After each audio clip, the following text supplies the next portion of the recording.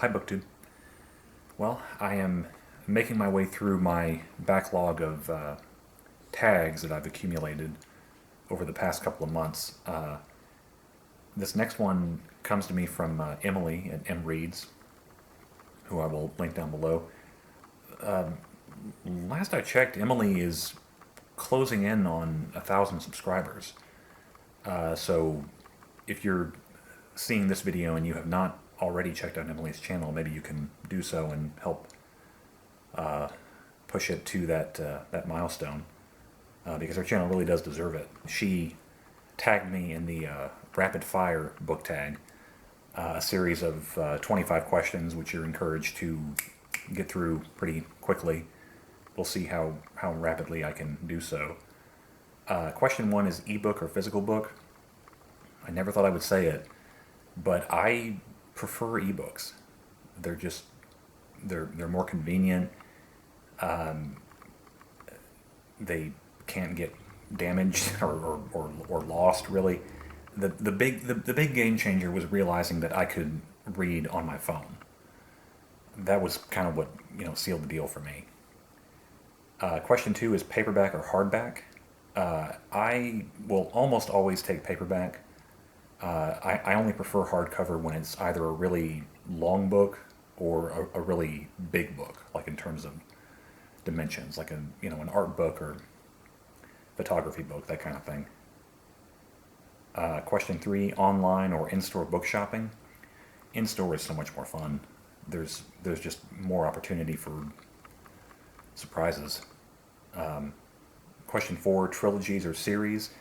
I haven't read many of either, but I would go with trilogies, just because they're more likely to be, compact and complete. Question five, heroes or villains? Villains. They're just so much more fun. Question six, a book you want everyone to read. I would love it if everybody read Goodbye to a River by John Graves, the great Texas author. His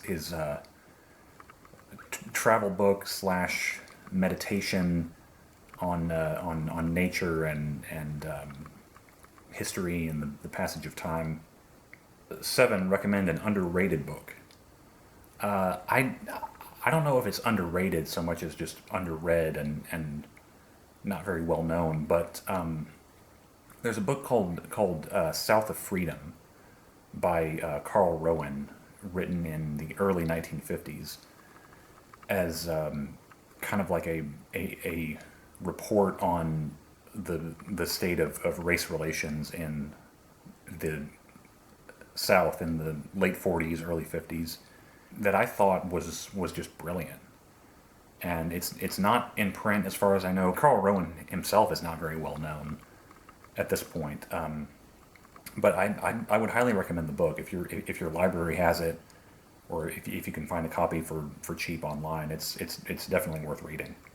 It's just a really interesting snapshot of the South at that period just before the Civil Rights Movement kicked off. Number eight, the last book you finished. Last book I finished, very fittingly for October and Halloween, was The Troop by Nick Cutter.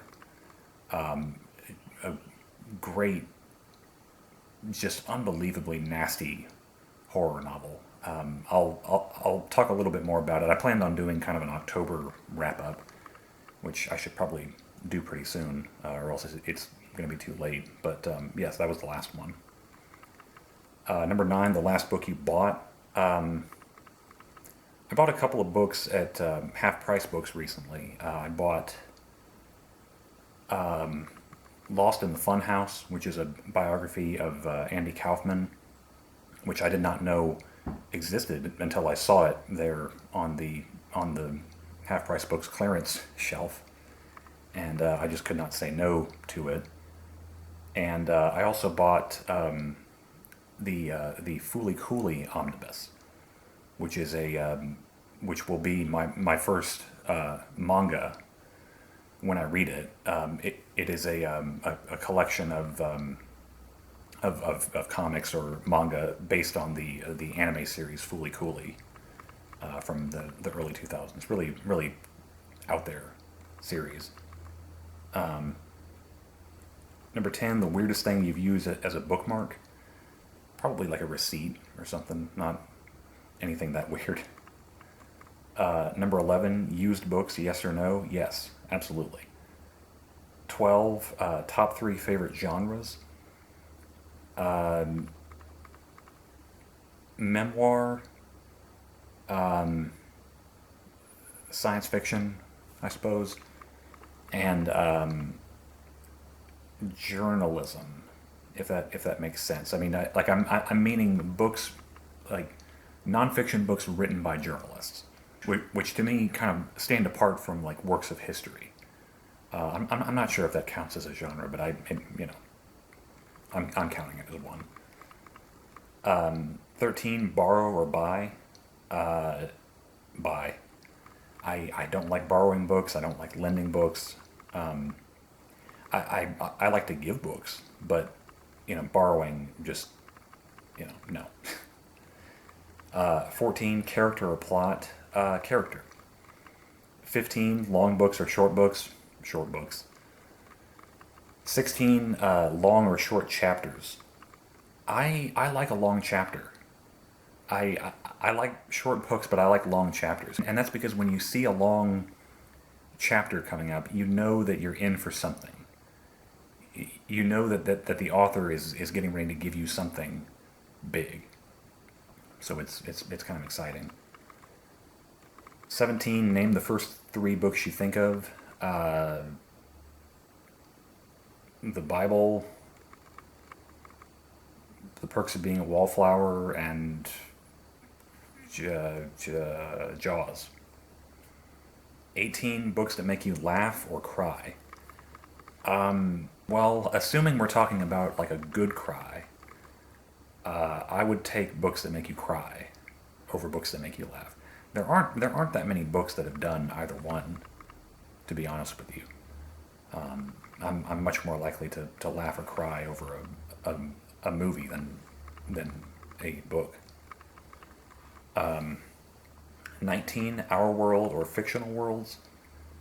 I would rather read about Our World. I think that kind of goes hand in hand with being, a fan of nonfiction. 20, audiobooks, yes or no? Not for me.